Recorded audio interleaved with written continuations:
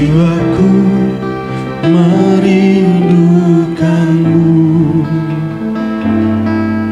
Ya Allah yang hidup,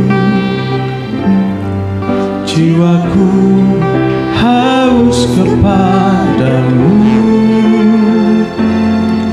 Ya Allah yang hidup, jiwaku merindukanmu. Kita sama-sama berdiri. Jiwaku merindukanmu. Ya Allah yang hidup, jiwaku haus kepadamu. Ya Allah yang hidup, ku bersyukur,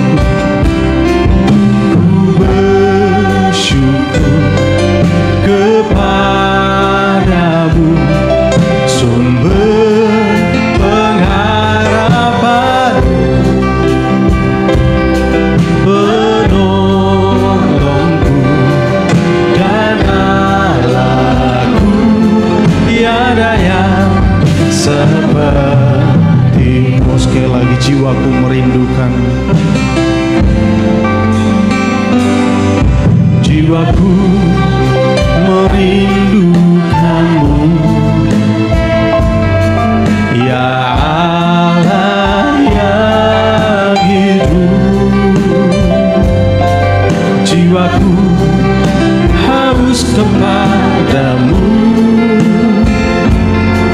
Ya Allah yang hidup, ku bersyukur, kepadamu, sumber pengharapanku, penolongku dan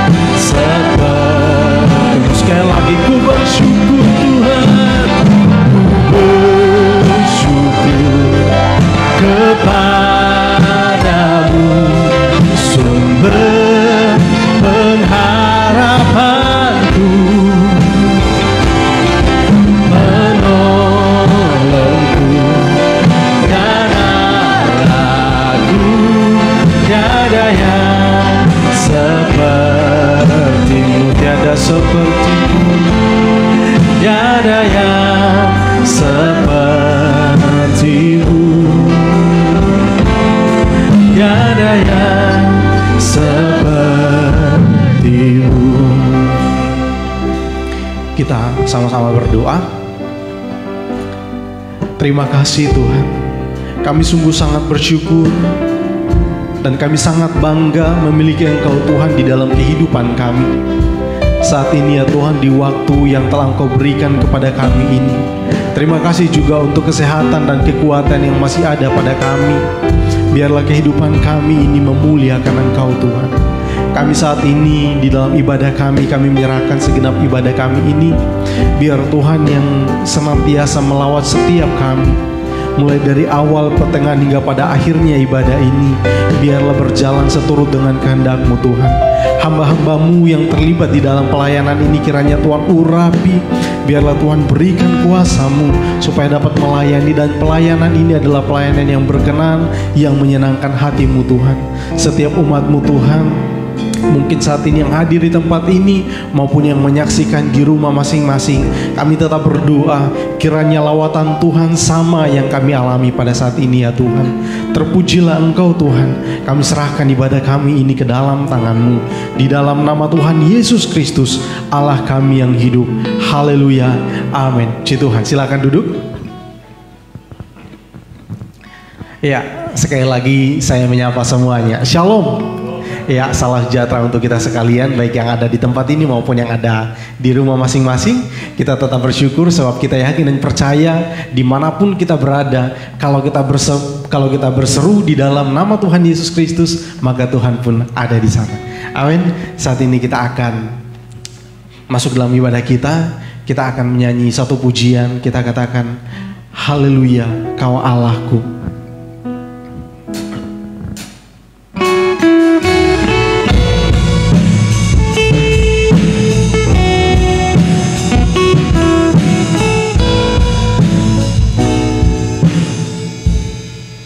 Maafkan ya Bapak Ibu.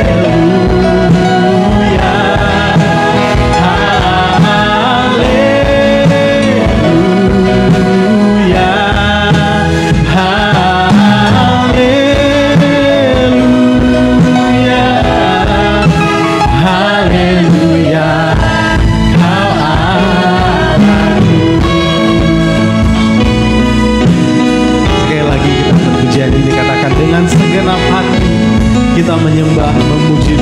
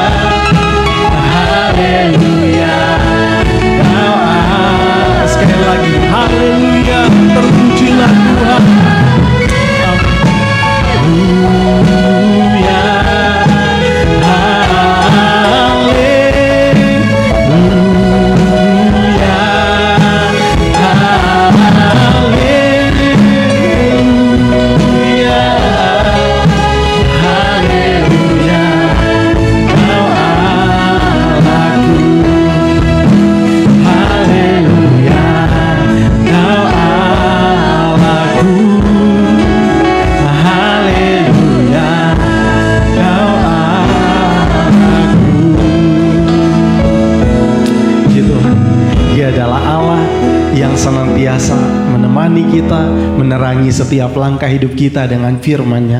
Kita akan bersuka cita bersama-sama, kita akan memuji Tuhan. Kita angkat satu pujian, datanglah. Kita bangkit berdiri bersama-sama.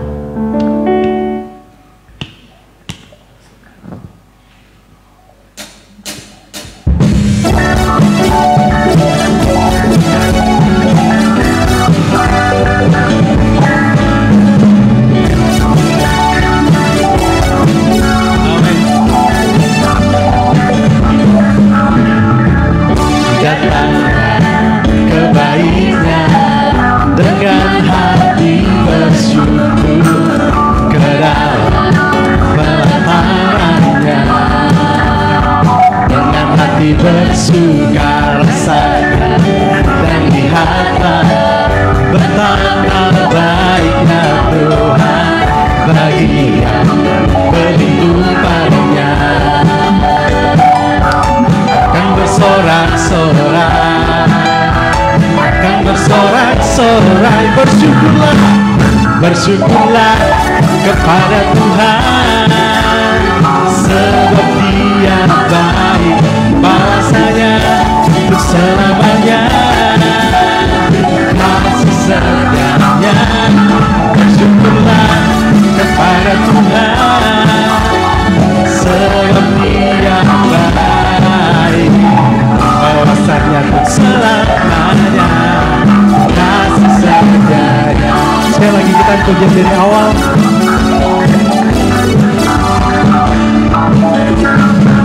Datanglah kembalinya dengan hati bersyukur ke dalam pelatarannya, dengan hati bersuka rasakan dan lihatlah betapa baiknya Tuhan bagi yang berlindung padanya.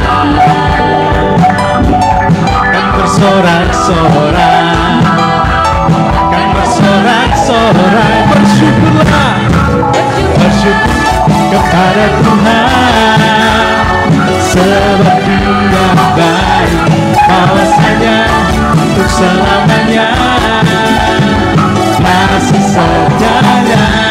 Bersyukurlah kepada Tuhan, sebab Dia baik, bahwasanya untuk selamanya, kasih setia. Bersyukurlah,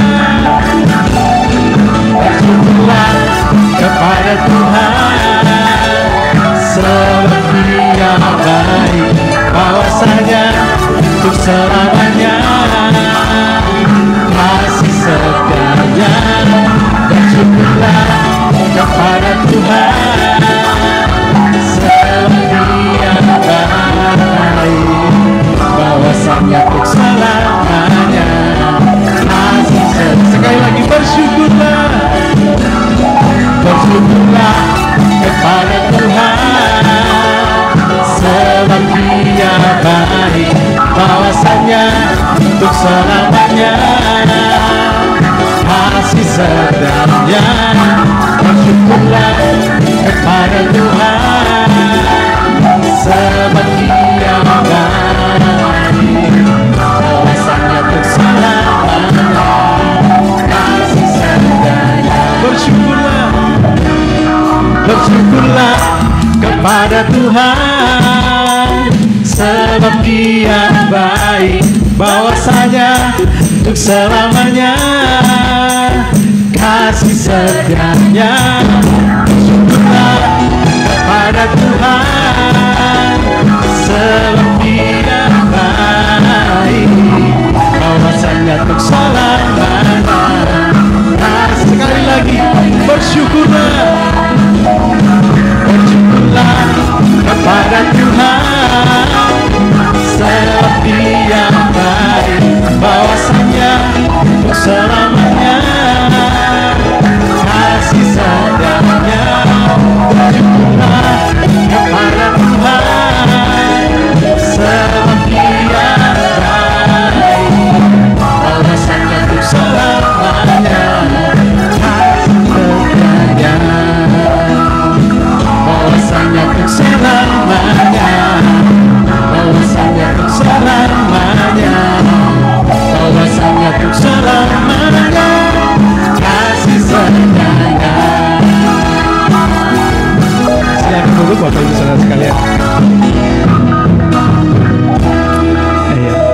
Bersujudlah kepada Tuhan sebab Dia baik, bahwasanya untuk selama-lamanya kasih setianya.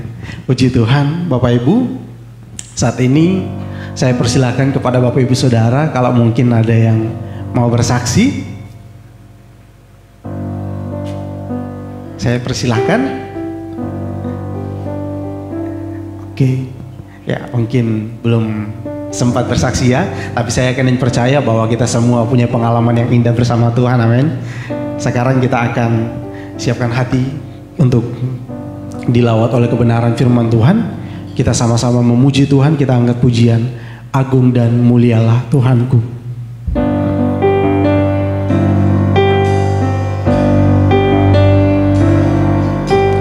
Agung dan mulialah Tuhanku, sempurnalah perbuatan tangan-Mu yang berkuasa atas surga dan seluruh bumi. Siapa yang dapat seperti Kau Tuhan? Agung dan mulialah, agung dan mulialah Tuhanku. Maha besar perbuatan tangan-Mu. Aku datang dan bersujud dalam hadirat-Mu, memuja Engkau seumur hidupku. Ku sembah Kau, ku sembah Kau, Allah yang maha besar. Ku sembah Kau, Yesus keselamatanku. Ku sembah Kau, Roh yang kudus, kekuatan hidupku. Ajaib Tuhan, sungguh Engkau mulia. Sekali lagi, agung dan mulialah. Agung dan mulialah Tuhanku, sempurnalah perbuatan tangan-Mu yang berkuasa atas surga dan seluruh bumi. Siapa yang dapat seperti Kau Tuhan? Agung dan mulia, agung dan mulialah Tuhanku. Maha besar perbuatan tangan-Mu. Aku datang dan bersujud dalam hadirat-Mu, memuja Engkau seumur hidupku. Ku sembah Kau, ku sembah Kau, Allah yang maha besar. Ku sembah Kau, Yesus keselamatanku. Ku sembah Kau, Roh yang kudus, kekuatan hidupku. Ajaib Tuhan, sungguh Engkau mulia. Sekali lagi kita lakukan dari awal, kita bangkit berdiri bersama-sama. Agung dan mulialah Tuhanku, sempurnalah perbuatan tangan-Mu. Amin. Yang berkuasa atas surga dan seluruh bumi. Siapa yang dapat seperti Kau Tuhan? Agung dan mulialah, agung dan mulialah Tuhanku. Maha besar perbuatan tangan-Mu. Aku datang dan bersujud dalam hadirat-Mu, memuja Engkau seumur hidupku. Ku sembah Kau Tuhan, ku sembah Kau, Allah yang maha besar. Ku sembah Kau, Yesus keselamatanku. Ku sembah Kau, Roh yang kudus, kekuatan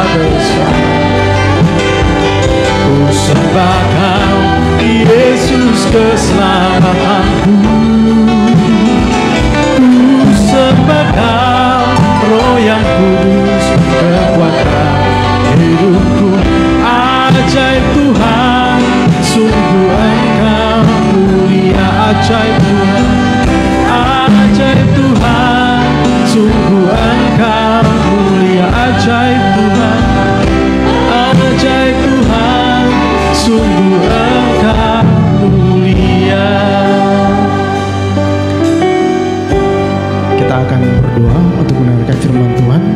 Dan doa untuk firman Tuhan saya mohon kesediaan Saudara Daud.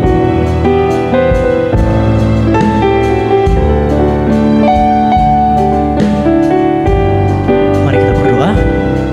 Bapa kami di surga, kami mengucap syukur kepadamu ya Tuhan, buat segala kebaikan Tuhan dalam kehidupan kami. Sampai pada pagi hari ini Tuhan masih memberikan kami kesehatan dan waktu untuk kami dapat beribadah, untuk kami dapat memuji Tuhan, dan terlebih khusus untuk kami dapat mendengarkan firman Tuhan.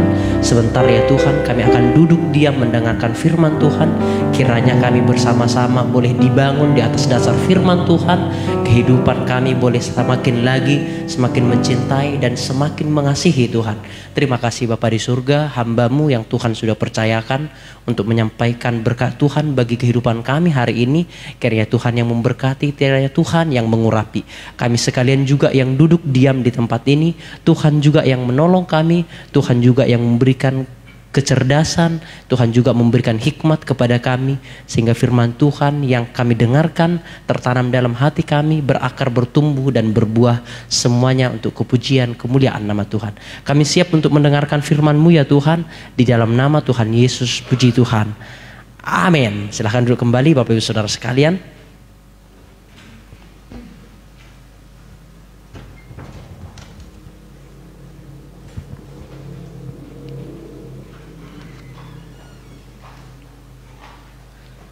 Salam sejahtera dalam kasih sayangnya Tuhan kita Yesus Kristus. Selamat kita mendengarkan firman Tuhan.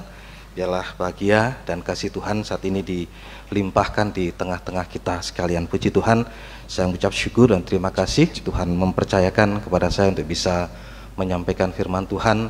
Biarlah segala apa yang kita nikmati saat ini adalah murni, adalah pribadi Tuhan itu sendiri. Kita akan bersama-sama melihat di dalam kitab Roma pasal 11 ayat yang ke-22. Surat Roma pasal yang ke-11 ayat yang ke-22. Roma 11 ayat yang ke-22. Iya. Sebab itu perhatikanlah kemurahan Allah dan juga kebesarannya, yaitu, sebab itu perhatikanlah kemurahan Allah dan juga kekerasannya, yaitu kekerasan atas orang-orang yang telah jatuh, tetapi atas kamu kemurahannya, yaitu jika kamu tetap dalam kemurahannya, jika tidak, kamu pun akan dipotong juga. Iya, terima kasih. Jadi ini nasihat Rasul Paulus dulu disampaikan kepada jemaat di Roma, dan saat ini disampaikan kepada kita semua yang mendengarkan ibadah ini baik secara langsung, baik juga secara online. Jadi apa yang harus kita perhatikan, ada dua sisi tadi Rasul Paulus tadi yang menyampaikan. Jadi saya juga teringat akan perkataan almarhum dulu Bapak Gembala kita Om Januar, dengan sangat begitu menyampaikan yang perlu kita perhatikan dua sisi ini, jangan sampai tidak. Karena kalau kita memperhatikan hanya satu sisi saja, sama seperti kaki kita ini, kalau kaki kita hanya cuma satu ya pincang, nanti jalannya tidak bisa sempurna. Jadi makanya harus kedua-duanya kita perhatikan. Jadi kaki kita harus dua, yaitu yang harus kita perhatikan. Nah, jadi kembali lagi tadi, apa yang harus kita perhatikan? Yang pertama adalah kekerasan Tuhan, dan yang kedua adalah kemurahan Tuhan. Dua sisi ini yang tidak boleh kita lewatkan, salah satunya harus kita perhatikan dengan sungguh-sungguh. Kalau tidak tadi ya seperti tadi saya sampaikan tadi, ya kita pincang, kaki kita pincang. Tetapi kalau kita memperhatikan kedua-duanya, kita bisa berjalan dengan sempurna. Nah, jadi makanya yang pertama kita harus perhatikan kekerasan. Kalau tidak kita perhatikan kekerasan Tuhan ini, kita tidak akan bisa menjadi rasa takut akan Tuhan. Kita tidak mempunyai rasa akan takut akan Tuhan. Ini kekerasan yang harus kita perhatikan. Kalau kita memperhatikan, betul-betul memperhatikan kekerasan Tuhan, kita memiliki rasa takut akan Tuhan. Loh, Pak Hari, Tuhan itu kan panjang sabar. Loh iya, memang Tuhan itu panjang sabar. Tetapi ingat, panjang sabar Tuhan itu ada batasnya. Sama seperti karet. Karet itu kalau ditarik lama-lama ya molor memang. Semakin ditarik semakin molor, semakin ditarik semakin molor. Pada satu waktu tarik, das, putus. Nah, itu sama dengan panjang sabar Tuhan. Ada batasnya. Loh, buktinya apa?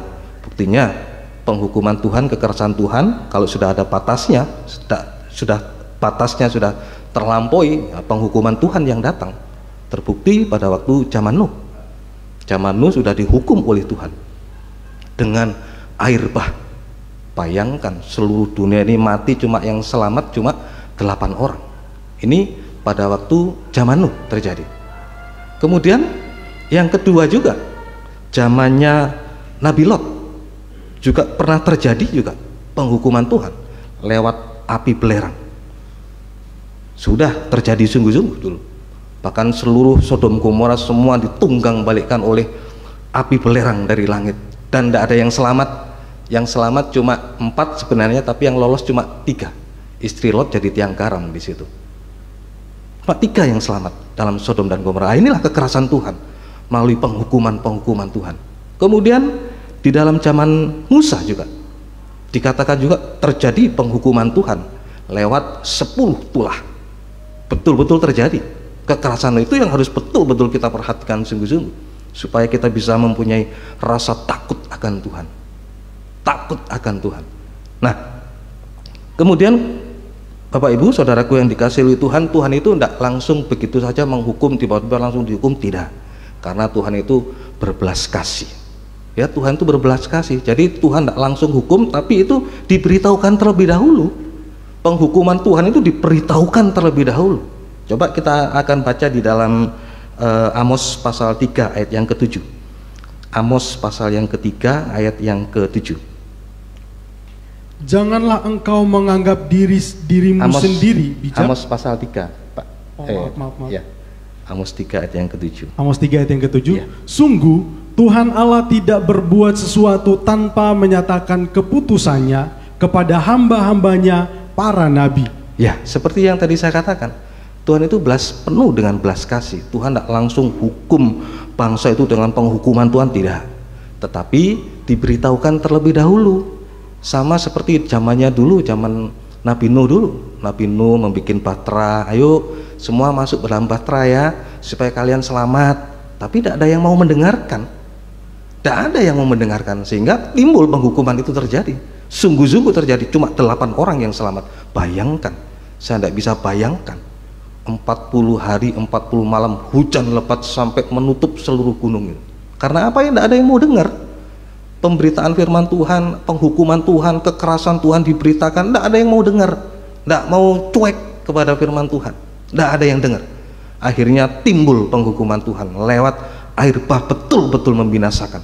Cuma 8 orang yang selamat. Pada zaman Lot juga begitu. Zaman Lot penghukuman Tuhan diberitakan juga. Kalau saudara baca di dalam Kejadian, pemberitaan itu cuma sebagai olok-olokan saja. Bayangkan. Nah, tadi tidak mau dengar, sekarang meningkat. Bayangkan pemberitaan firman tentang penghukuman Tuhan hanya sebagai olok-olokan saja. Nah, mungkin zaman saat ini mungkin olok-olokan, wah itu kan kayak pendeta ngono, meden-medeni supaya wen wedi. Nah, begitu. Hanya dibikin seperti olok-olokan pemberitaan firman Tuhan tentang penghukuman Tuhan ini.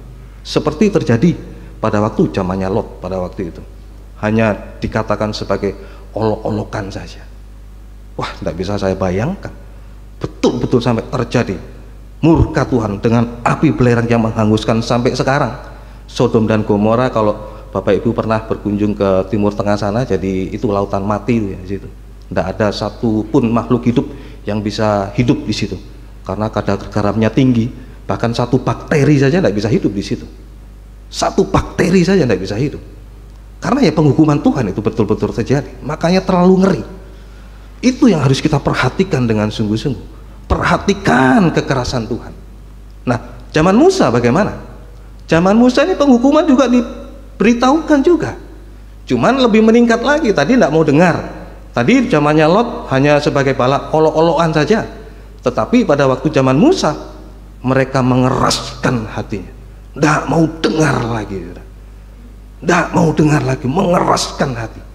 Sampai terjadi 10 tulah Tuhan. Sampai kematian anak sulung, tangisan luar biasa.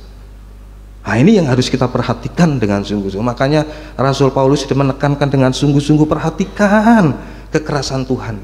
Perhatikan kekerasan Tuhan. Supaya apa? Supaya kita bisa punya rasa takut akan Tuhan, akan kekerasan Tuhan. Nah, saat ini juga pemberitaan Tuhan disampaikan nanti. Penghukuman Tuhan sudah terjadi di zaman lampau. Nanti akan terjadi lagi. Di dalam kitab Wahyu sudah dijelaskan. Terjadi 3 kali 7 penghukuman Tuhan.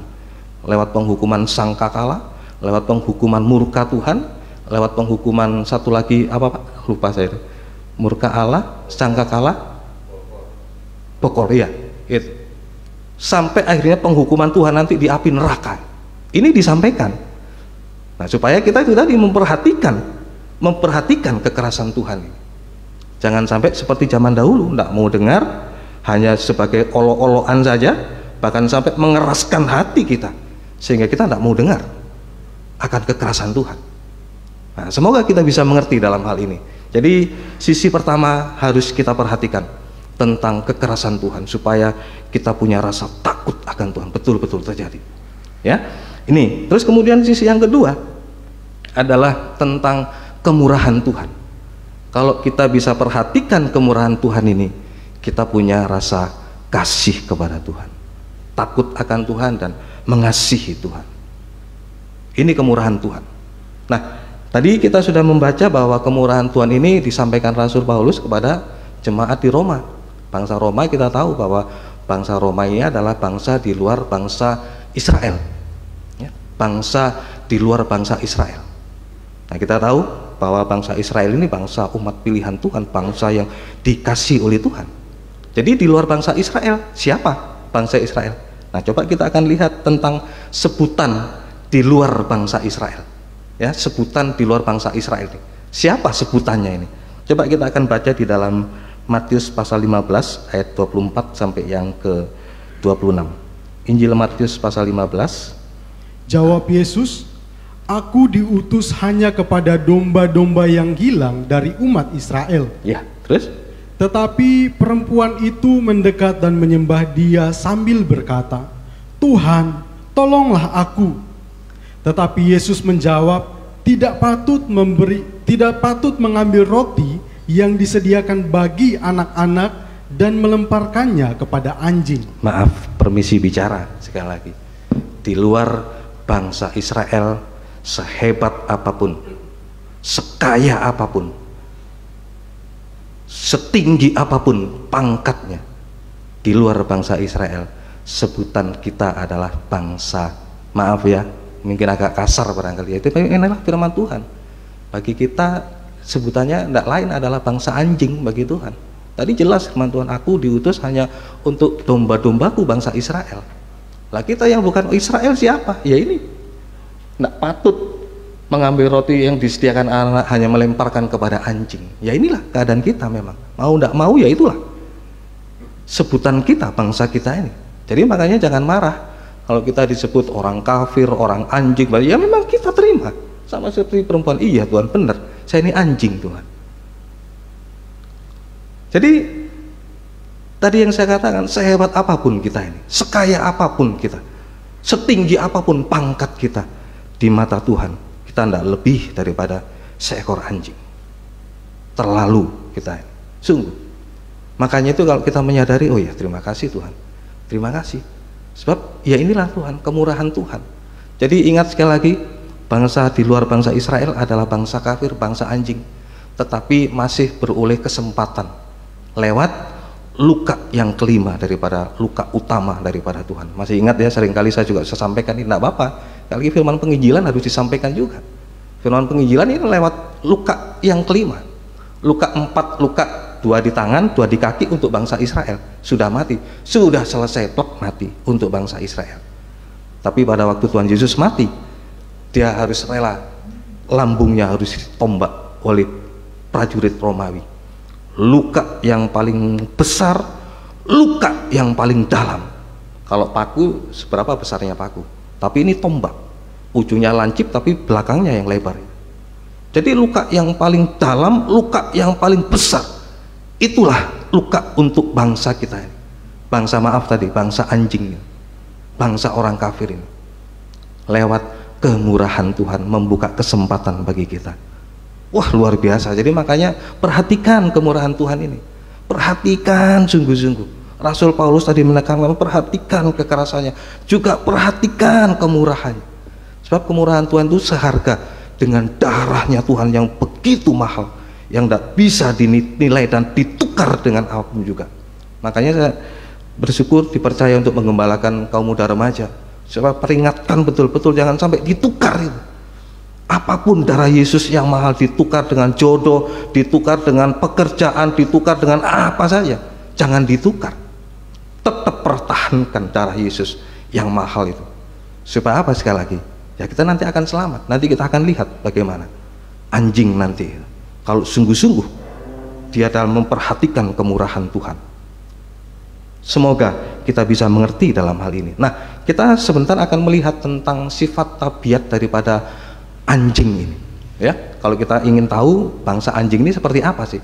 Coba sifat tabiat dari anjing. Kita akan baca di dalam 2 Petrus pasal 2 ayat yang ke-22 bagian A.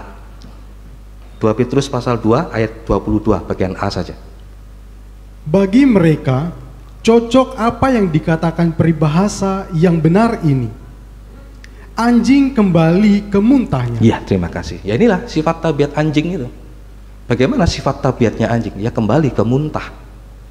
Dia muntah, jilat lagi. Muntah lagi, dijilat lagi. Artinya apa ini? Mengulang-ulang dosa. Dosa itu diulang-ulang terus. Mungkin kita berkata, oh mengulang dosa itu mungkin ada dosa A, besok ngulang lagi dosa A, besok lagi ngulang dosa A. Ternyata tidak seperti itu juga mengulang dosa itu. Jadi dosa ini semakin lama semakin berkembang, semakin meningkat, semakin berkembang pesat dosa ini. Jadi mengulang-ulang dosa, hari ini melakukan dosa A, besok melakukan dosa B, itu juga mengulang namanya, mengulang dosa. Besoknya lagi mengulang dosa C, sampai dosa Z semua dilakukan. Sampai akhirnya tidak bisa bertobat sudah. Mengulang dosa sama dengan tidak bisa bertobat. Tidak bisa bertobat sampai sewaktu-waktu tidak mau bertobat, sama seperti setan sudah. Ini sifat tabiat daripada anjing, ya, yang kembali ke muntahnya, sama dengan tidak bisa bertobat sampai tidak mau bertobat. Nah, makanya kita harus mengetahui kenapa ya anjing, ya karena memang sifatnya ya seperti itu. Anjing itu, saya punya anjing di rumah juga seperti itu. Kalau dia muntah ya dia jilat lagi di situ. Maaf ya agak jorok, tapi ya memang demikianlah. Kita harus sama-sama bisa tahu bagaimana sifat tabiat daripada anjing ini. Yang pertama, selalu mengulang-ulang dosa, sama dengan tidak bisa bertobat sampai tidak mau bertobat. Itu di dalam Yeremia. Kalau sudah tidak mau bertobat, malas bertobat, sudah sama seperti setan. Setan tidak bisa memang bertobat, tidak bisa bertobat. Kemudian sifat tabiat karakter daripada anjing yang kedua, kita akan baca di dalam Lukas pasal 16 ayat yang ke-21. Lukas pasal 16 ayat yang ke-21. Dan ingin menghilangkan laparnya dengan apa yang jatuh dari meja orang kaya itu. Malahan anjing-anjing datang dan menjilat boroknya. Iya, saya tidak masuk ke cerita itu, tetapi saya kembali ke poin tadi itu. Bagaimana sifat daripada tabiat daripada anjing? Menjilat borok, ya, menjilat borok. Bayangkan, borok kayak gitu dijilat ya gitu. Ya memang sifatnya anjing ya seperti itu memang. Tidak mau bertobat dan suka menjilat borok. Borok ini berbicara tentang sesuatu yang tidak baik ya, perkataan sia-sia juga. Makanya perhatikan, ya itulah memang bangsa kafir ya seperti itu, perkataannya sia-sia. Perkataan-perkataan kotor, mengumpat. Waduh, saya punya tetangga di rumah saya dulu, yang rumah saya bukan rumah saya sebenarnya, rumahnya PCKA dulu. Ya itu tetangga saya itu juga sama, juga orang yang percaya sama Tuhan, tapi bahasanya aduh kalau bertengkar tuh keluar semua sudah. Bahasanya itu bahasa mengumpat, bahasa apa itu keluar semua. Lah inilah memang bangsa yang suka menjilat borok tadi. Bahasanya kotor sekali, semua keluar. Bahkan semua yang ada di kebun binatang barangkali keluar semua. Apa yang ada di kebun binatang keluar semua di situ. Perkataannya ya kotor, mengumpat, dan perkataan-perkataan najis. Sekali lagi, perkataan-perkataan purnu. Wah, saya dulu suka juga seperti perkataan seperti itu dulu sebelum mengenal dekat dengan Tuhan. Apalagi kalau berkata purnu kayak gitu, wah sampai ngakak-ngakak, wah seneng berbicara seperti itu. Ya itulah memang anjing. suka menjilat borok kayak gitu, perkataannya kotor, perkataan najis. Saya mengatakan, celaka aku Tuhan, aku orang yang najis bibir, sebab aku tinggal dengan orang-orang yang najis bibirnya. Wah, itulah anjing itu, suka menjilat borok, perkataannya kotor, perkataan najis, perkataan sia-sia yang tidak sesuai dengan firman Tuhan. Itu sifat tabiat daripada anjing. Kemudian yang ketiga, sifat tabiat dari anjing, kita akan baca di dalam 1 Raja-Raja pasal 21 ayat yang ke-19. Ini sifat atau tabiat daripada anjing. 1 Raja-Raja 21 ayat yang ke-19. Katakanlah kepadanya demikian, beginilah firman Tuhan, engkau telah membunuh serta merampas juga. Katakan pula kepadanya, beginilah firman Tuhan, di tempat anjing telah menjilat darah Nabot, di situ jugalah anjing akan menjilat darahmu. Iya, lebih ngeri lagi ini. Lidah anjing tadi. Tadi suka menjilat muntah, sekarang menjilat tadi menjilat borok juga. Tetapi yang ketiga ini menjilat darah. Wah, terlalu ngeri kalau ini sudah. Terlalu ngeri. Sifat tabiat daripada anjing tadi. Saya lagi tidak masuk ke cerita itu tadi, tapi saya kembali ke poinnya tadi itu. Bagaimana sifat tabiat daripada anjing ini, suka menjilat darah. Wah, terlalu ngeri ini, terlalu ngeri. Bagaimana sih prakteknya orang yang menjilat darah, anjing yang menjilat darah ini? Coba kita akan baca di dalam Yakobus pasal 3 ayat 7 sampai yang ke-8. Yakobus pasal 3 ayat 7 sampai yang ke-8. Ini prakteknya anjing menjilat darah. Semua jenis binatang liar, burung-burung serta binatang-binatang menjalar dan binatang-binatang laut dapat dijinakan, dan telah dijinakan oleh sifat manusia. Iya, betul. Terus, tetapi tidak seorang pun yang berkuasa menjinakkan lidah. Ia adalah suatu yang buas, yang tak terkuasai, dan penuh racun yang mematikan. Nah, inilah prakteknya lidah yang menjilat darah tadi. Buas. Wah, kalau dia begitu langsung menjilat darah tanpa dia sadari, dia sudah mengeluarkan racun tadi yang mematikan tadi. Betul-betul mematikan sungguh-sungguh. Lewat apa ini? Lewat gosip, lewat fitnah dan lain-lain. Mungkin tidak membunuh secara fisik, tetapi lewat menebar fitnah saja sudah membunuh karakternya itu. Bayangkan. Ya, inilah memang sifat tabiat daripada anjing. Lebih ngeri lagi ini, suka menjilat darah. Mengerikan ini, mengerikan sungguh-sungguh. Makanya itu biarlah saat ini kita bisa memperhatikan yang seperti tadi kita sudah baca di dalam Roma 11 ayat yang ke-22. Perhatikan kekerasan Tuhan dan kemurahan Tuhan bagi kita bangsa anjing, bangsa di luar bangsa Israel, supaya kita bisa begitu takut akan Tuhan dan mengasihi kepada Tuhan. Semoga kita bisa mengerti dengan sungguh-sungguh. Nah, inilah Bapak Ibu Saudaraku yang dikasihi oleh Tuhan, mengenai tentang dua hal yang harus kita perhatikan supaya kita bisa mengerti keadaan kita dan juga bisa melihat keadaan kita. Iya, saya dulu juga sama seperti itu, saya juga sama seperti itu, melakukan hal seperti itu, ulang-ulang dosa. Kemudian juga tadi itu berkata-kata kotor. Wah, kalau ngomong ya tidak karu-karuan, apalagi sudah sama orang-orang yang sudah punya suami istri, ketemu sama itu omongannya sudah tidak karu-karuan, sudah bahasa-bahasa kayak gitu sudah. Wow, seneng, memang seneng. Tapi ya itu dulu, bagi kita seperti itu dulu. Tapi kalau kita sudah menyadari kita sudah hidup dalam kemurahan Tuhan, berbeda nanti. Kita berbeda karena kita sudah nanti berubah nanti. Nah, sekarang kita akan lanjut lagi bagaimana prakteknya sih, bagaimana praktek orang yang di luar bangsa Israel, maaf tadi bangsa anjing tadi, untuk hidup di dalam kemurahan Tuhan. Praktek hidup di dalam kemurahan Tuhan bagi kita di luar bangsa Israel, sama dengan bangsa kafir atau yang disebut juga dengan anjing tadi, supaya kita tetap hidup di dalam kasih kemurahan Tuhan, di dalam kemurahan Tuhan. Ingat tadi ya, kasih itu untuk bangsa Israel, dengan 4 luka sudah selesai dia mati. Tetapi kemurahan Tuhan untuk bangsa kita ini membuka kesempatan yang sama bagi kita, bangsa di luar Israel, untuk diadopsi menjadi bangsa Israel secara rohani. Wah, puji Tuhan. Nah, sekarang kita akan melihat bagaimana prakteknya hidup di dalam kemurahan Tuhan. Yang pertama, kita akan membaca di dalam Roma pasal 2 ayat yang keempat.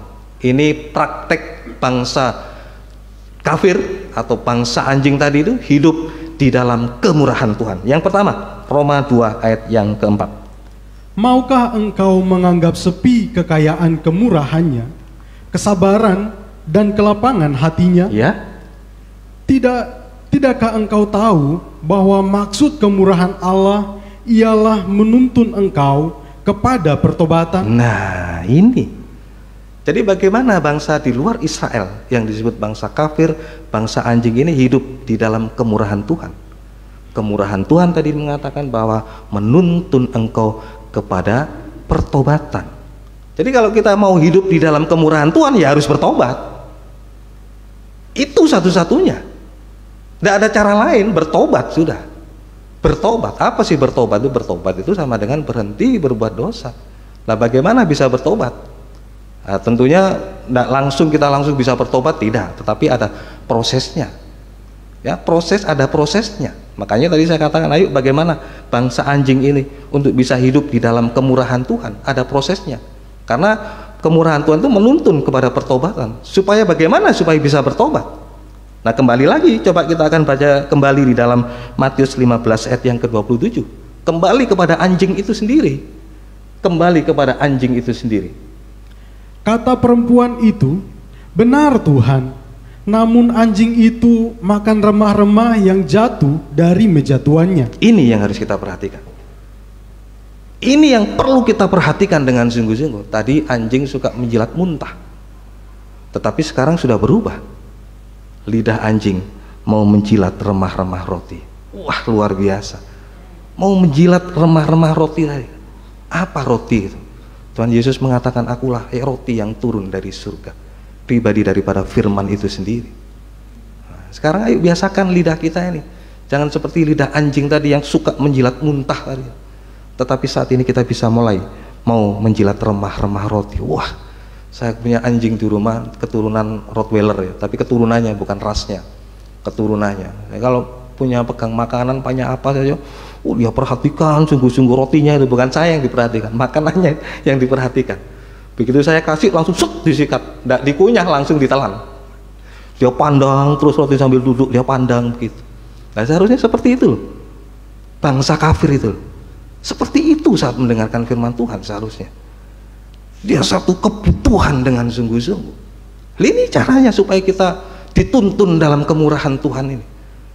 Seperti anjing tadi yang begitu dia memperhatikan roti itu, berharap dengan penuh harap supaya dia bisa dikasih remah-remah roti itu.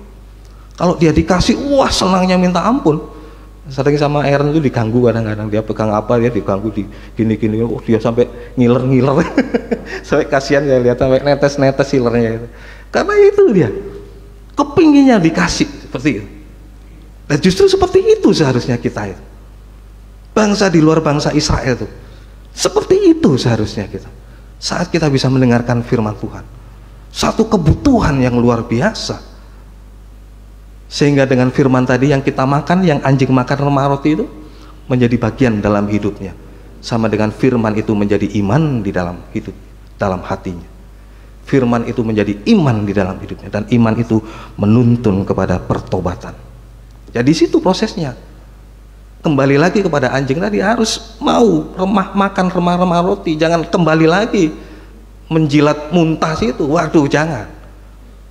Makanya harus mulai gemar untuk menikmati remah-remah roti tadi itu, supaya kita bisa bertobat sungguh-sungguh, berhenti berbuat dosa. Mulut bisa berkata benar Tuhan, ya katakan iya, tidak katakan tidak.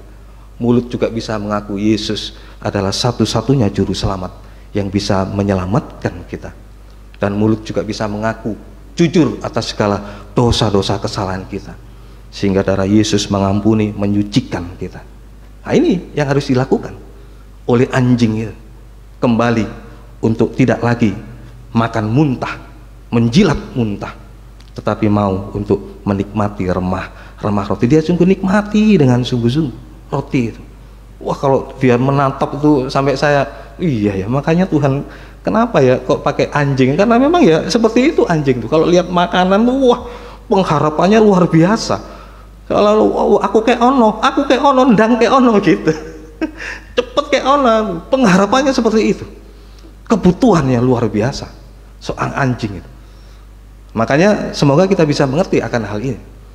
Jadi itu yang harusnya menjadi satu sikap kita saat kita bisa mendengarkan firman Tuhan dengan satu kebutuhan sungguh-sungguh, sehingga firman itu menjadi iman bagi kita, dan iman itu menuntun kita ke dalam pertobatan sehingga kita bisa mengaku Yesus adalah Tuhan satu-satunya juru selamat kita, dan kita bisa berkata benar, bisa berkata jujur di hadapan Tuhan dalam dosa, dalam apa saja, dalam keuangan jujur, dalam nikah juga jujur, dalam pekerjaan jujur, dalam hal apa saja kita bisa berkata jujur. Inilah perkataan anjing yang sudah bisa memakan remah-remah roti. Luar biasa, begitu sangat luar biasa. Jadi semoga kita bisa mengerti tentang firman Tuhan ini dan apa yang harus kita lakukan untuk kita bisa hidup di dalam kemurahan Tuhan. Seperti anjing tadi itu, mau menjilat remah-remah roti. Wah, luar biasa hasilnya. Kita akan lihat hasilnya bagaimana kalau anjing itu mau makan dari remah-remah roti. Wahyu pasal 27 ayat yang ke-15. 22, maaf. Wahyu 22 kok 27. Wahyu 22 ayat yang ke-15. Tetapi anjing-anjing dan tukang-tukang sihir, orang-orang sundal, orang-orang pembunuh, penyembah-penyembah berhala, dan setiap orang yang mencintai dusta dan yang melakukannya tinggal di luar. Iya. Jadi anjing yang seharusnya dulu itu di luar Yerusalem, ini sebab Wahyu 22 ini berbicara tentang Yerusalem yang baru. Apa Yerusalem yang baru? Itulah surga. Nah, tadi kita sudah mendengar bahwa anjing-anjing itu tinggal di luar. Di luar mana ini maksudnya? Di luar Yerusalem yang baru, di luar surga. Ya itulah seharusnya anjing di luar di situ. Hanya untuk dihukum oleh Tuhan. Yang tadi saya katakan di dalam kekerasan tadi. Seharusnya dihukum oleh Tuhan nanti sampai penghukuman terakhir, api neraka. Itu seharusnya anjing di situ letaknya, di luar Yerusalem yang baru. Tetapi saat anjing itu mau berubah, mau menjilat remah-remah roti, sudah ada keselamatan. Dia ditarik dari luar, dari api neraka, untuk bisa diselamatkan kehidupannya. Luar biasa bukan? Jadi ada keselamatan, janji keselamatan bagi anjing tadi itu yang mau hidup di dalam kemurahan Tuhan lewat menjilat remah-remah roti yang bisa menyelamatkan kehidupannya. Ditarik dari api neraka tadi supaya kita bisa hidup. Sebab kalau di luar api, di luar Yerusalem yang baru, ya kita tahu sudah, di luar Yerusalem yang baru sama seperti Adam dan Hawa dulu. Di luar kebahagiaan Tuhan, di luar damai sejahtera Tuhan, di luar kebahagiaan Tuhan, di luar juga kebenaran Tuhan. Yang ada apa? Hanyalah suasana kutukan. Suasana kutukan. Letih, lesu, beban berat, susah payah, pahit, getir, air mata, cucuran air mata. Itulah keadaan di luar Taman Eden atau di luar Yerusalem yang baru. Sebab di dalam Yerusalem yang baru dikatakan tidak ada air mata di situ. Yang ada hanyalah kebahagiaan, damai sejahtera, sukacita, bahkan sampai kebenaran. Itu yang ada di situ. Tapi di luar itu hanyalah ada tangisan sungguh-sungguh, beban berat, letih, lesu. Makanya jangan heran kalau banyak ngaku jadi anak Tuhan, tapi ya itu tadi, tidak bisa menerima, tidak bisa menikmati damai sejahtera Tuhan, tidak bisa menerima sukacita Tuhan, karena ya itu tadi, kita masih di luar jangkauan daripada Tuhan. Tapi kalau kita berada di dalam jangkauan Tuhan, Tuhan janjikan dulu manusia sebenarnya diciptakan dulu di Taman Eden. Itu tujuan Tuhan dulu di situ, supaya manusia itu hidup enak, hidup damai sejahtera, sukacita, bahagia. Itu tujuan Tuhan. Makanya Tuhan ingin mengembalikan posisi manusia ke dalam hal yang demikian tadi itu. Semoga kita bisa mengerti tentang hal ini, dan kita mau sekarang berubah dari proses yang pertama tadi itu. Anjing sekarang sudah berubah, proses untuk hidup di dalam kemurahan Tuhan. Anjing mau menjilat remah-remah roti. Ada keselamatan dalam hidupnya, jaminan keselamatan, bahkan diberkati oleh Tuhan. Hidup dalam kebenaran tadi, mulutnya tadi sudah bisa berkata benar.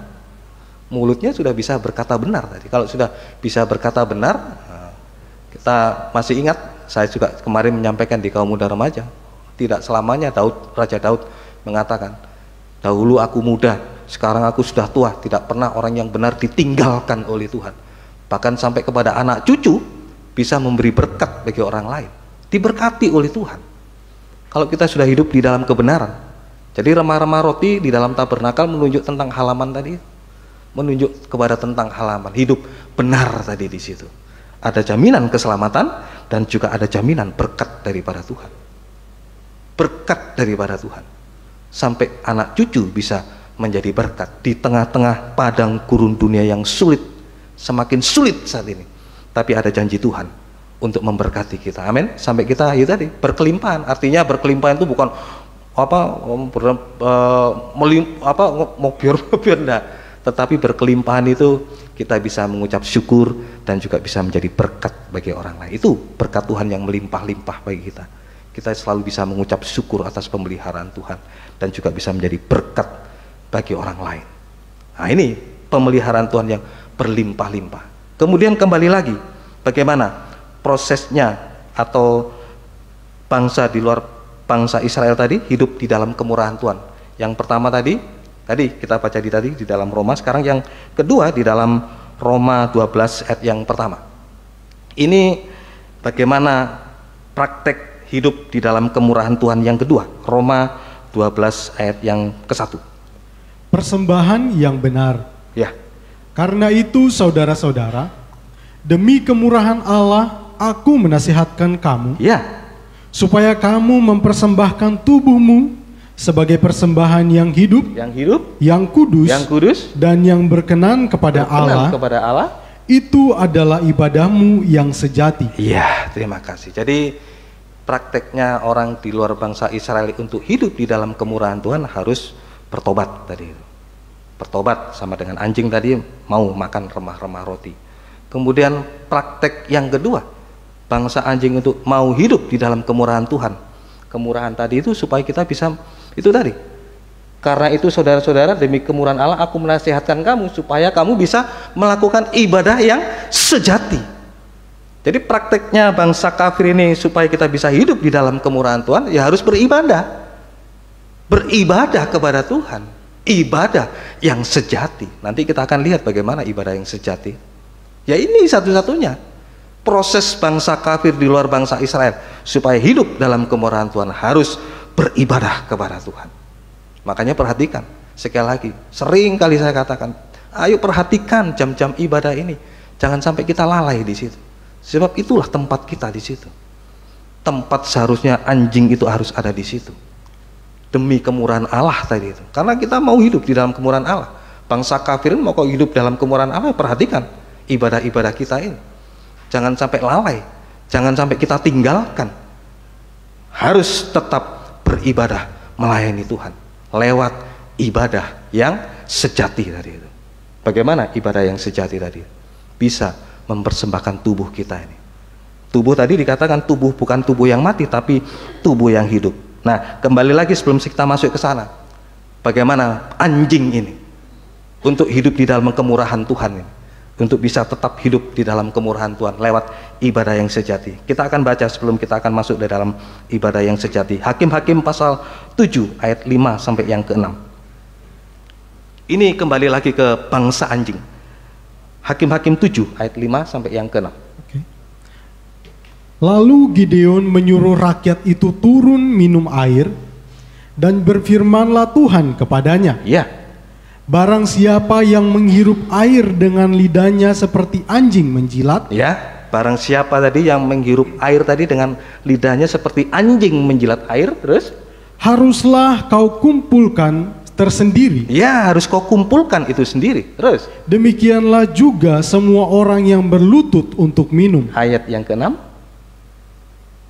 Jumlah orang yang menghirup dengan membawa tangannya ke mulutnya ada 300 orang. Tetapi yang lain dari rakyat itu semuanya berlutut minum air. Iya, terima kasih. Jadi jelas bagaimana bangsa anjing ini untuk hidup di dalam kemurahan Tuhan harus hidup di dalam ibadah yang sejati. Sama seperti anjing tadi, bukan lagi menjilat porok tadi, seperti yang kita sudah baca tadi dalam Lukas tadi. Anjing menjilat porok, tapi saat ini sudah berbeda.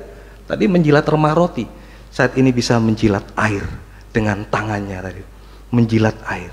Sama dengan bisa menikmati firman dalam penggembalaan itu sendiri. Bisa menikmati air digenggam dalam tangan, sama dengan ini bisa menghargai dengan sungguh-sungguh.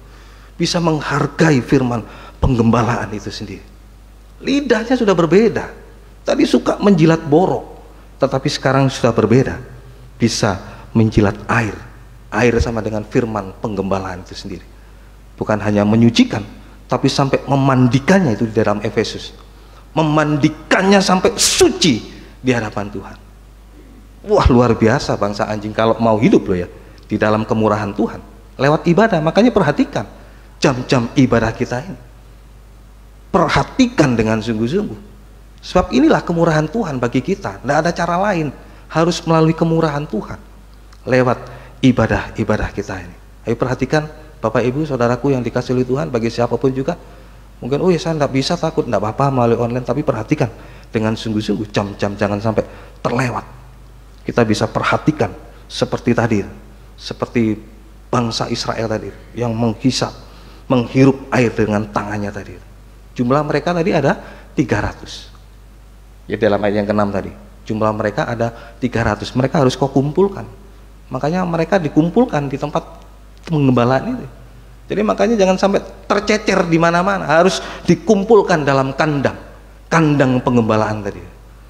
Tadi ketemu angka 300, jumlah mereka 300. Nah, kalau kita lihat di dalam tabernakel, 300 ini menunjuk kepada ruangan suci dan ruangan maha suci dengan panjang 30, lebarnya 10. Jadi luas 30 kali 10 sama dengan 300 di situ. Sama dengan 300. Ya inilah kita harus terkumpul di situ. Bangsa anjing ini harus bisa menikmati firman penggembalaan, dikembalakan tadi. Angka 300 di dalam ruangan suci plus ruangan maha suci. Nah sekarang masuk di dalam ruangan suci dulu. Tadi saya katakan bahwa ibadah yang sejati, persembahkanlah tubuhmu sebagai persembahan yang hidup, kudus dan yang berkenan. Bagaimana ibadah yang sejati? Tadi yang pertama berbicara tentang tubuh yang hidup tadi. Bagaimana tubuh yang hidup ini? Kita akan baca di dalam Yohanes pasal 6 ayat 63. Yohanes pasal 6 ayat yang ke-63. Rohlah yang memberi hidup, daging sama sekali tidak berguna. Iya. Perkataan-perkataan yang kukatakan kepadamu adalah roh dan hidup. Iya. Jadi bagaimana kita bisa mempersembahkan tubuh kita sebagai persembahan yang tubuh yang hidup tadi itu? Harus tubuh itu dikuasai oleh roh tadi. Rohlah yang memberi hidup. Nah, kalau di dalam ruangan suci ada satu alat di situ adalah pelita emas. Persekutuan kita dengan Allah Roh Kudus yang seperti saat ini kita laksanakan. Ibadah raya, persekutuan dengan Allah Roh Kudus. Tubuh kita bersekutu dengan Allah Roh Kudus sehingga tubuh kita menjadi tubuh yang hidup di hadapan Tuhan, yang dikuasai oleh Roh Kudus. Sama dengan kita tekun di dalam kandang penggembalaan, di dalam ibadah raya, supaya kita bisa mempersembahkan tubuh kita ini sebagai persembahan yang hidup tadi itu. Yang hidup kita dikuasai, tubuh kita dikuasai oleh Roh Kudus tadi. Itu yang membuat kita hidup di situ. Ayo makanya perhatikan sungguh-sungguh dalam kandang penggembalaan itu. Makanya di gereja kita mengenal tabernakel, yaitulah memang surga yang harus dibuat Musa dulu di bumi. Dulu memang secara fisik harus dibuat, tapi saat ini berbicara tentang pengajarannya tentang tabernakel itu, tentang pengajarannya. Jadi surga harus dibuat di bumi supaya di bumi seperti di surga. Sekalipun kita masih di bumi, tapi kita bisa merasakan suasana surga. Berbicara tentang Roh Kudus, berbicara tentang kepuasan kita, ada damai sejahtera di situ. Ada berbicara tentang kepuasan hidup kita di situ. Dalam rumah tangga puas, pekerjaan puas, dalam apa saja kita mengalami damai sejahtera, perhentian daripada Tuhan. Ini yang harus kita ketahui dengan sungguh-sungguh. Ini jadi bukan tubuh sembarangan, tapi tubuh yang hidup tadi, tubuh yang dikuasai oleh Roh Kudus. Kemudian tubuh yang kudus bagaimana? Yohanes 17 ayat yang ke-17. Yohanes 17 ayat yang ke-17.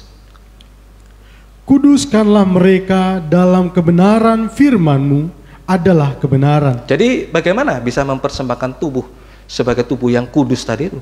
Harus ada firman tadi. Makanya di dalam ruangan suci ada di situ meja roti sajian. Ada pendalaman Alkitab dan perjamuan suci.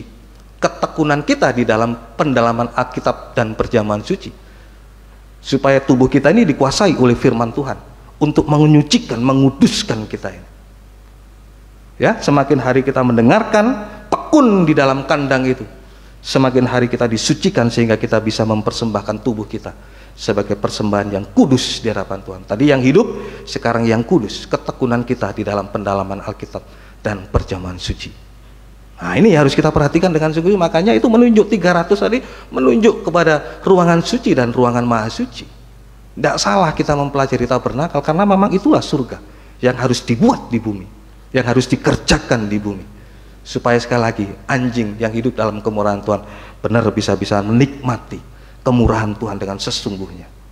Kemudian bagaimana tubuh yang berkenan? Tadi tubuh yang hidup, tubuh yang kudus, tubuh yang berkenan. Matius 17 ayat yang kelima. Dan tiba-tiba sedang ia berkata-kata, turunlah awan yang terang menaungi mereka, dan dari dalam awan itu terdengar suara yang berkata, inilah anakku, inilah anak yang kukasihi, kepadanyalah aku berkenan, dengarkanlah dia. Ya, terima kasih. Inilah anak yang kukasihi, kepadanya aku berkenan. Jadi bagaimana supaya kita bisa mempersembahkan tubuh kita, supaya tubuh kita berkenan di hadapan Tuhan? Tinggal di dalam kasih-Nya Tuhan. Berbicara di dalam Matius 17 ayat kelima ini berbicara puncak gunung. Pada waktu itu Tuhan Yesus mengajak 3 muridnya di atas puncak gunung. Puncak gunung ini berbicara tentang penyembahan. Makanya di dalam ruangan suci ada mezbah, satu alat di situ, ada mezbah dupa emas. Ketekunan kita untuk bisa kita menyembah, doa, menyembah kepada Tuhan. Ini sama dengan ketekunan kita di dalam kasih-Nya Tuhan. Jadi komplit kita di situ dalam ruangan suci, bisa mempersembahkan tubuh kita sebagai persembahan yang hidup, dikuasai oleh Roh Kudus, dikuasai oleh firman, dan dikuasai oleh kasih Allah, sehingga kita bisa melakukan ibadah kita yang sejati di hadapan Tuhan. Wah, luar biasa. Jadi makanya ini yang harus kita perhatikan saat kita bangsa anjing itu kita hidup di dalam kemurahan Tuhan. Perhatikan dalam kandang pengembalaan kita, supaya kita bisa tergembala dengan sungguh-sungguh, supaya kita bisa tergembala seperti anjing tadi yang bisa mulai menjilat air tadi, bukan hanya memberikan kesejukan, tetapi sampai memandikan seluruh kehidupannya, menyucikan seluruh kehidupannya. Luar biasa. Ini hasil dari kandang pengembalaan. Jadi makanya yuk, jangan remehkan kandang pengembalaan. Orang dari apa di GPT ini sama 3 kali macam ibadah, kita itu bukan disiksa sebenarnya. Ini bukan penyiksaan. Tapi saya juga teringat dulu Bapak Gembala juga menyatakan waktu memberikan satu tempat seperti Mike Tyson dulu latihan, tempat penyiksaan itu di dalam ring sasana tinju. Tapi bagi kita saat ini sebenarnya bukan tempat penyiksaan bagi kita. Ini tempat latihan bagi kita saat ini. Ya memang sepertinya disiksa, tapi sebenarnya tidak. Ini adalah perhatian Tuhan bagi kita. Ini adalah belas kasih Tuhan bagi kita kepada bangsa anjing itu, supaya itu bisa mendapatkan kasih kemurahan Tuhan lewat ibadah-ibadah kita saat ini. Semoga kita bisa mengerti dengan sungguh-sungguh. Semoga kita bisa mengerti. Nah, hasilnya kembali ke dalam Hakim-Hakim pasal 7 ayat yang ke-7. Hasilnya pasal 7 ayat yang ke-7. Lalu berfirmanlah Tuhan kepada Gideon, dengan ke-300 orang yang menghirup itu akan kuselamatkan kamu. Bukan hanya diselamatkan seperti ranjing tadi yang makan-makan remah roti, tapi terus aku akan menyerahkan orang Midian ke dalam tanganmu, tetapi yang lain dari rakyat itu semuanya boleh pergi masing-masing ke tempat kediamannya. Luar biasa, dipakai oleh Tuhan untuk menjadi senjata bagi Allah, untuk berperang melawan orang Midian tadi, untuk memperoleh kemenangan, hidup berkemenangan, sehingga kita menjadi imam-imam, raja-raja bagi Tuhan, dipakai oleh Tuhan, dipakai oleh Tuhan menjadi imam-imam, raja-raja. Bagaimana kehidupan imam raja-raja? Kehidupan hanya imam-imam raja-raja, hanya kehidupan orang yang beribadah melayani Tuhan, itu imam-imam raja-raja. Orang-orang yang beribadah melayani Tuhan selalu berkemenangan menghadapi apa saja, mengalami jam sibuk, mengalami kesibukan, mengalami apa saja, tetap tetap bisa menang untuk beribadah melayani Tuhan. Luar biasa. Semoga kita bisa mengerti tentang hal ini. Makanya ayo sungguh-sungguh saat ini, biar lidah anjing saat ini bisa menghirup air tadi. Firman penggembalaan dalam kandang tadi, yang membuat kehidupannya semakin hari dipakai oleh Tuhan. Bukan hanya diselamatkan, tapi dipakai oleh Tuhan menjadi kehidupan imam-imam raja-raja, kehidupan yang beribadah melayani Tuhan dengan sungguh-sungguh. Nah, hasilnya kalau kita tadi sudah berada di dalam kandang suci, nampak di situ Wahyu 12 ayat yang ke-1. Wahyu 12 ayat yang pertama. Perempuan dan naga. Iya. Maka tampaklah suatu tanda besar di langit, suatu tanda besar di langit. Seorang perempuan berselubungkan matahari. Tadi yang ada mesbah dupa emas tadi, ketekunan kita dalam doa penyembahan, ada kasih Allah yang seperti matahari. Terus dengan bulan di bawah kakinya. Bulan di bawah kakinya, berbicara tentang meja roti sajian, penebusan tadi. Terus dan sebuah mahkota dari 12 bintang. Ketekunan kita di dalam ibadah raya, persekutuan dengan Allah Roh Kudus itu nampak dalam kehidupan kita, menjadi perawan yang suci di hadapan Tuhan. Itu hasilnya kita berada di dalam kandang, sampai ditampilkan menjadi perawan yang suci di situ. Ayat yang ke-14, loncat. Ayat yang ke-14. Ya. Kepada perempuan itu diberikan kedua sayap dari burung nasar yang besar. Iya. Terus? Supaya ia terbang ke tempatnya di padang gurun, di mana ia dipelihara jauh dari tempat ular itu selama 1 masa. 1 masa. Dan 2 masa dan setengah masa. 1 masa, 2 masa dan setengah masa. Jadi kalau kita sudah hidup nampak menjadi perawan suci, jangan leha-leha. Ingat sekali lagi, masih ada musuh naga yang mengincar kehidupan kita. Tapi jangan takut sekali lagi. Kalau kita tetap ketekunan kita di dalam kandang pengembalaan tadi, terus bersekutu sampai nampak tadi itu matahari, bulan dan bintang. Tuhan memberikan kedua sayap burung nasar yang besar untuk dijauhkan dari kesulitan yang besar nanti, kesukaran yang besar nanti, penderitaan yang besar nanti. Apa itu? Antikris nanti berada menguasai seluruh dunia ini dengan kekuatannya yang penuh. Kita akan diterbangkan oleh Tuhan. Nah, ini hasilnya kalau kita ada perlindungan Tuhan yang sungguh-sungguh di tengah dunia yang semakin hari bukan semakin gampang, semakin sulit sampai puncaknya kesulitan nanti. Antikris berkuasa 3,5 tahun, tapi kita diberikan sayap perlindungan Tuhan untuk dijauhkan. Kalau saya senangnya di terjemahan lama, karena di terjemahan lama disebutkan di situ jauh dari mata ular. Jangankan ular melihat, jangankan untuk menjamah, melihat saja kita, melihat saja tidak bisa. Ini perlindungan Tuhan yang luar biasa bagi kita bangsa anjing yang kutuk tekun di dalam kandang pengembalaan tadi. Ada jaminan perlindungan Tuhan. Antikris nanti berkuasa, kita akan diterbangkan jauh dari mata ular, kita dipelihara langsung oleh Tuhan. Tidak tahu padang gurun mana tempatnya, tapi yang jelas Alkitab mengatakan kita nanti akan diterbangkan di padang gurun, dipelihara langsung oleh Tuhan selama 3,5 tahun. Pemeliharaan Tuhan yang langsung, bagaikan kita dipelihara sebagai biji matanya Tuhan, yang tidak bisa sampai sebutir pasir mata pasir untuk masuk bisa ke dalam mata kita. Perlindungan yang ekstra sungguh-sungguh bagi kita yang tekun di dalam kandang pengembalaan tadi. Satu hal yang luar biasa yang kita dapatkan bagi kita bangsa anjing ini. Kemudian yang ketiga, proses di dalam kemurahan Tuhan supaya kita bisa hidup tadi. Prosesnya yang pertama dalam kemurahan, anjing mulai menjilat remah roti. Anjing tadi mulai bertobat. Anjing itu suka. Mulai yang kedua, mulai menjilat air tadi, bisa menikmati kandang firman pengembalaan tadi. Dan yang ketiga saat ini dalam Roma 12 ayat 1 sampai yang kedua. Kita ulang lagi dalam Roma 12 ayat 1 sampai yang kedua. Persembahan yang benar. Karena itu saudara-saudara, demi kemurahan Allah aku menasihatkan kamu, supaya kamu mempersembahkan tubuhmu sebagai persembahan yang hidup, yang kudus, dan yang berkenan kepada Allah. Itu adalah ibadahmu yang sejati. Ini yang kedua tadi itu. Harus kita beribadah dengan ibadah yang sejati. Kemudian yang ketiga, ayat yang kedua. Janganlah kamu menjadi serupa dengan dunia ini, tetapi berubahlah oleh pembaharuan budimu, sehingga kamu dapat membedakan manakah kehendak Allah, apa yang baik, yang berkenan kepada Allah, dan yang sempurna. Iya, terima kasih. Jadi bagaimana prosesnya bangsa anjing, bangsa kafir itu hidup di dalam kemurahan Allah? Kemurahan Allah itu membawa kita dalam pembaharuan hidup, keubahan hidup tadi. Tidak sama lagi. Janganlah kamu menjadi serupa dengan dunia ini. Sudah berbeda kita, dengan berbeda. Tadi yang saya katakan tadi ya, dulu saya suka ngomong ini, tapi sekarang sudah tidak. Berbeda sekarang sudah. Ini pembaharuan hidup. Tidak sama lagi seperti dunia, bentuknya tidak sama, rupanya pun juga tidak sama, cara berkata-kata pun juga tidak sama, bahkan sampai sebutannya pun juga berbeda. Sebutannya pun juga berbeda.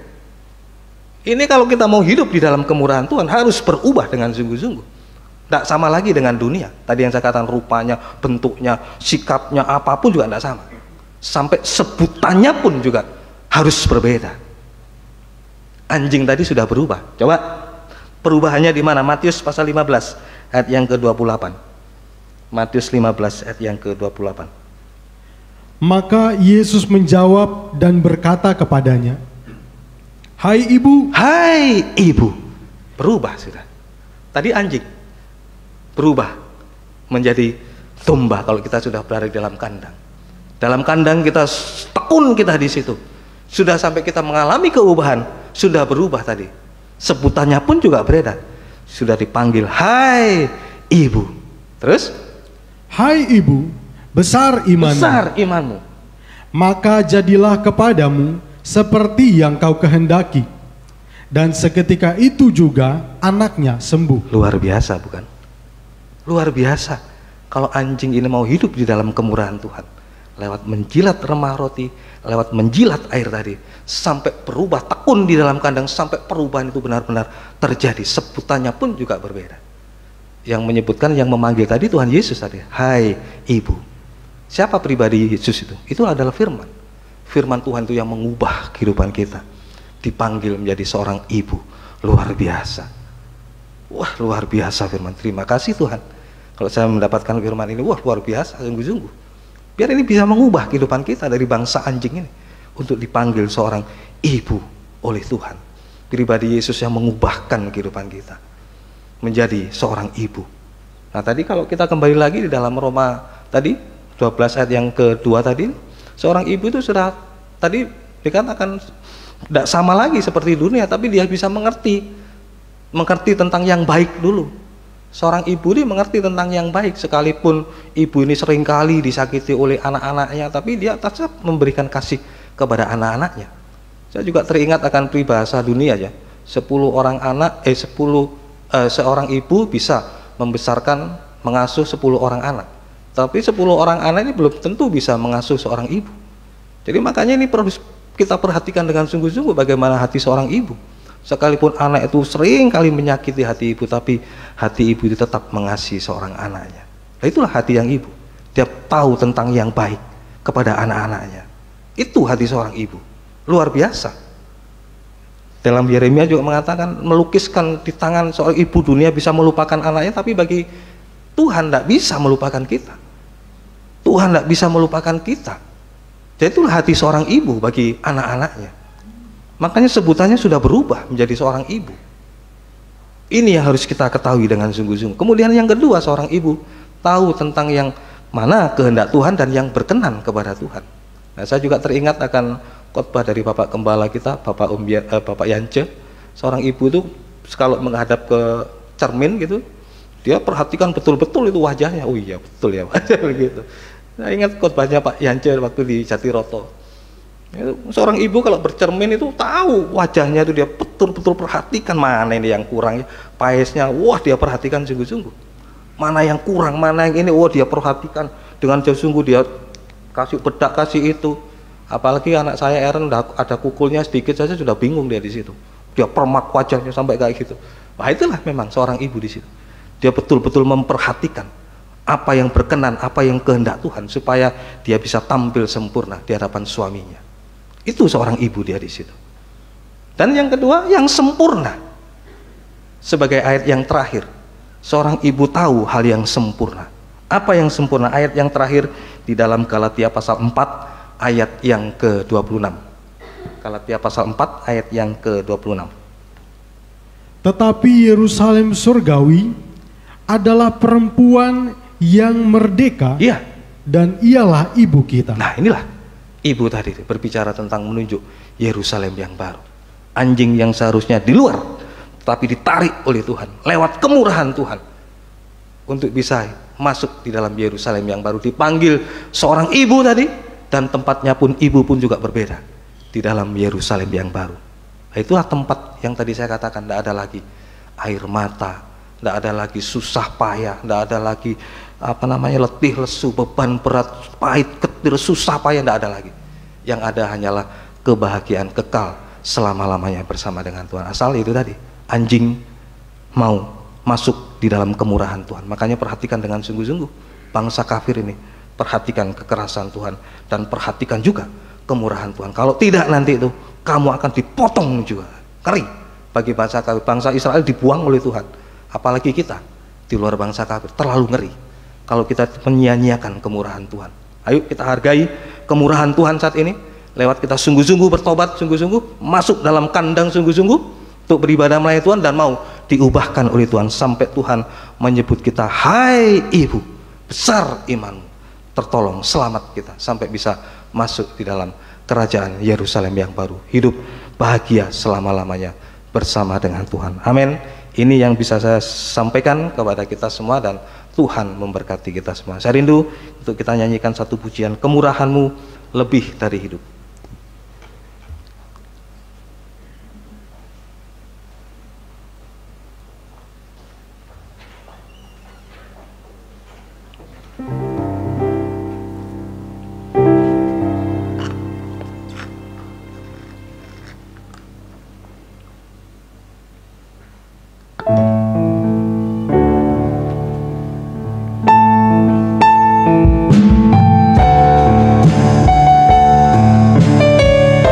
Tuhan lebih daripada kasih, supaya kita bisa menghargai kemurahan Tuhan, karena kemurahan Tuhan itu adalah darah Yesus yang mahal. Mari saya undang semua kita bangkit berdiri, kita nyanyikan satu pujian ini.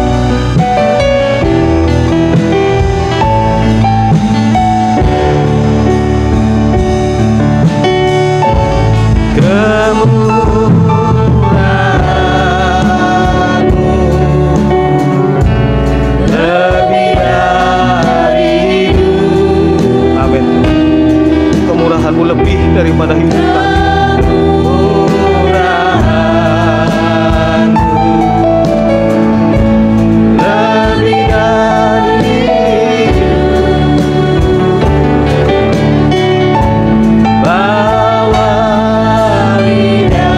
Lidah sudah diubah oleh Tuhan.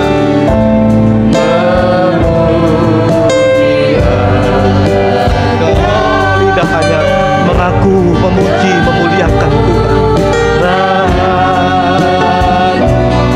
Lebih dari hidup, kemurahan-Mu lebih dari hidup. Kemurahan lebih dari hidup. Hargai kemurahan Tuhan, seharga darahnya Yesus yang mahal.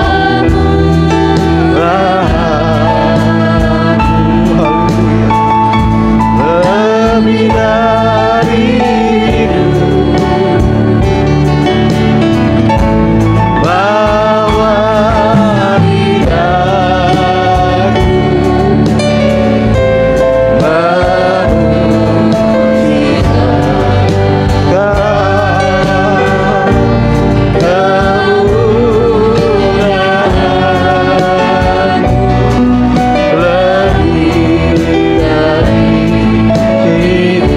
dengan setengah suara, kemurahan-Mu lebih dari ini.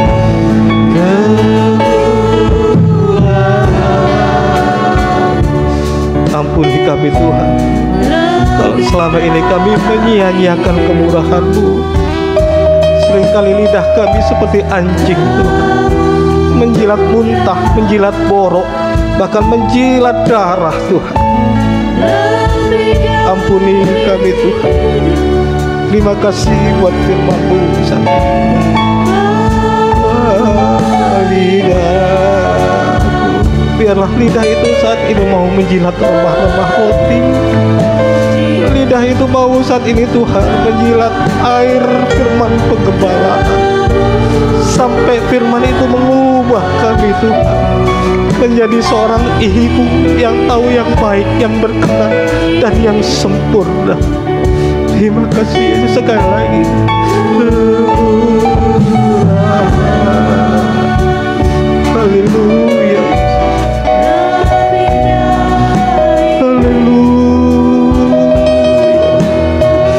Terima kasih Tuhan.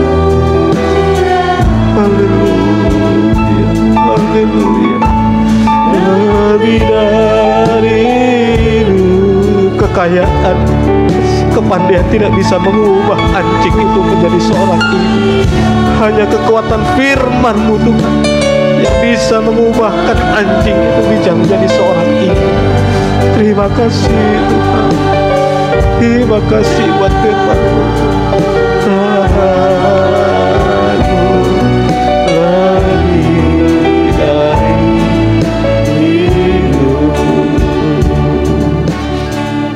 Terima kasih Tuhan. Terima kasih Tuhan. Terima kasih, tetapkan sungguh-sungguh firman-Mu dalam setiap kehidupan kami, untuk kami bisa memperhatikan dua sisi yang daripada Engkau, kekerasan-Mu dan kemurahan-Mu, supaya kami tetap hidup di Tuhan, di dalam pemeliharaan perlindungan, bahkan sampai Engkau membawa kami bukan di luar Yerusalem yang baru, tetapi kami bisa masuk di dalam Yerusalem yang baru. Disitulah Tuhan tempat yang Engkau sediakan sebenarnya bagi manusia, supaya kami tetap hidup bahagia selama-lamanya bersama dengan Engkau. Terima kasih Tuhan. Sekali lagi tetapkan sungguh-sungguh firman-Mu, agar kami saat ini benar-benar menghargai kemurahan-Mu Tuhan dalam kehidupan kami, supaya kami bisa memperhatikan Tuhan kemurahan Tuhan lewat kami mau bertobat, lewat kami mau beribadah dengan sungguh-sungguh kepada Tuhan, sampai kami diubahkan oleh Tuhan. Terima kasih Tuhan, terima kasih. Sungguh kami mengucap syukur. Terima kasih Tuhan. Dalam nama Tuhan Yesus Kristus kami sudah berdoa. Haleluya. Amin. Silakan duduk. Terima kasih.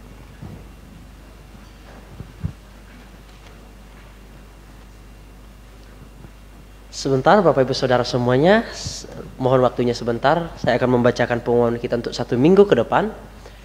Saya mengucapkan banyak terima kasih bagi Bapak Ibu Saudara sekalian yang tetap setia untuk beribadah, tetap setia untuk melayani Tuhan. Tuhan Yesus memberkati kita. Untuk kedepannya Bapak Ibu Saudara, ibadah kita berjalan seperti biasa 1 kali di dalam 1 minggu.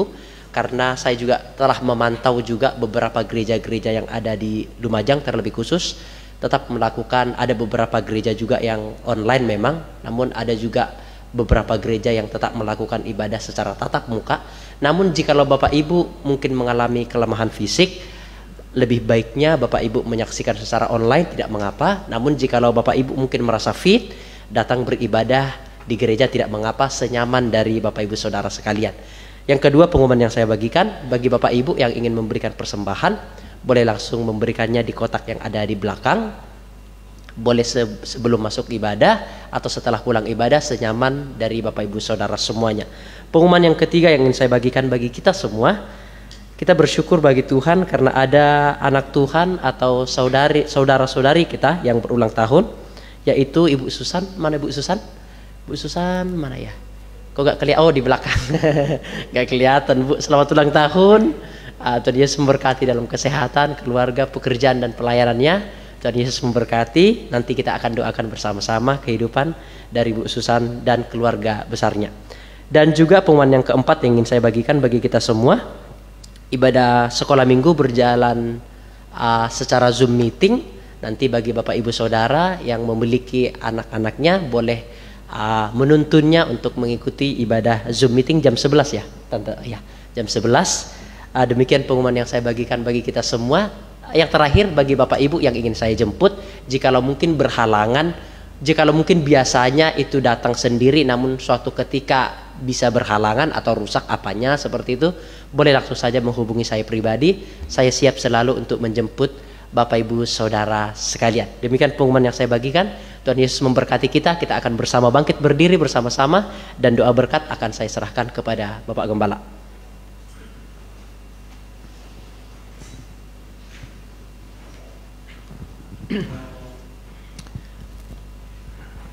Mari kita berdoa bagi yang berulang tahun, dan juga kita bersyukur bahwa kita tetap terpelihara dalam firman Tuhan yang begitu jelas pagi ini, yang ujungnya itu kita tahu bahwa Tuhan itu mengingini keubahan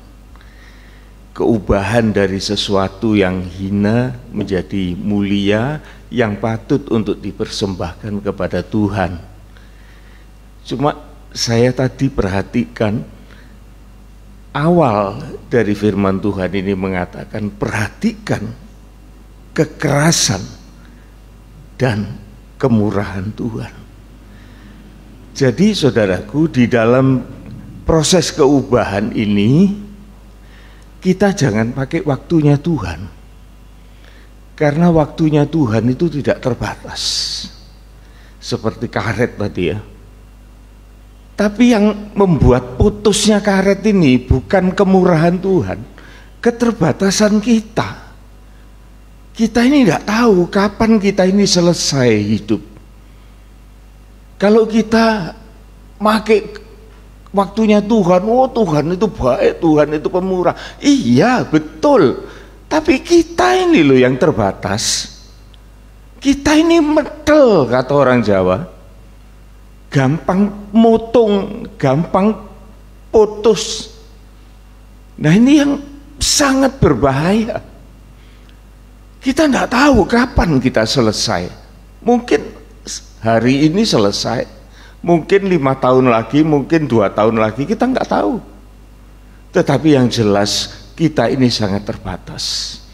Oleh sebab itu perlu kita itu tergembala untuk mengalami keubahan dari anjing kafir yang hina menjadi seorang yang bermartabat agung, yaitu seorang ibu. Dengan satu cara kita menghargai rema-rema yang jatuh dari meja tuannya. Firman ini jelas saudaraku, siapa yang tidak bisa ngerti keterlaluan? Jelas, kita tinggal mau apa enggak. Ya, saya perhatikan, saya renungi, iya Tuhan, memang betul keubahan itu terjadi di dalam kehidupan anak-anak Tuhan. Ya, mari kita berdoa. Bapa di dalam surga, kami bersyukur bahwa hari ini kami boleh dibina oleh firman Tuhan yang begitu agung dan mulia. Engkau memberkati hamba-Mu Tuhan yang telah menyampaikan kebenaran firman ini untuk membangun sidang jemaat. Dan juga Tuhan, dalam kesempatan ini kami berdoa bagi Ibu Susan yang saat ini Engkau berikan perpanjangan usia dalam kebahagiaan. Engkau peliharakan tubuh jiwa rohnya Tuhan, supaya berkenan di hadapan Tuhan dan memperoleh kesempatan untuk mempersembahkan kehidupannya kepada Tuhan. Demikian juga kepada saudara-saudara kami yang lain yang menerima berkat perpanjangan usia dari Engkau. Biarlah mereka semuanya Engkau pakai Tuhan tanpa pengecualian. Terima kasih Tuhan, Engkau berkati dengan kesehatan tubuh jiwa roh, dan Engkau berikan sukacita, damai sejahtera surgawi. Terima kasih Tuhan, demikian juga bagi mereka yang sakit, yang terhalang untuk datang di dalam ibadah ini. Engkau tolong Tuhan, Engkau ulurkan tangan kasih-Mu supaya mereka di hari ke depan mereka memperoleh kesempatan kembali untuk datang dan beribadah kepada Tuhan. Sekarang Tuhan, kami akan mohonkan berkat bagi sidang jemaat-Mu dimanapun mereka berada. Sidang jemaat yang dikasih oleh Tuhan, terimalah segala berkat anugerah, kasih sayang, damai sejahtera, keselamatan yang kekal dari Allah Bapa, Putra dan Roh Kudus menyertai kehidupan kita semua mulai dari saat ini sampai Maranatha Tuhan Yesus datang kembali. Kita diberkati juga dengan perkara-perkara jasmania yang kita butuhkan selagi kita hidup di bumi ini. Kita juga akan menjadi berkat bagi sesama. Pulanglah dengan segala sukacita surgawi menyertai kita semua di dalam nama Tuhan Yesus Kristus. Amin. Amin. Tuhan memberkati kita.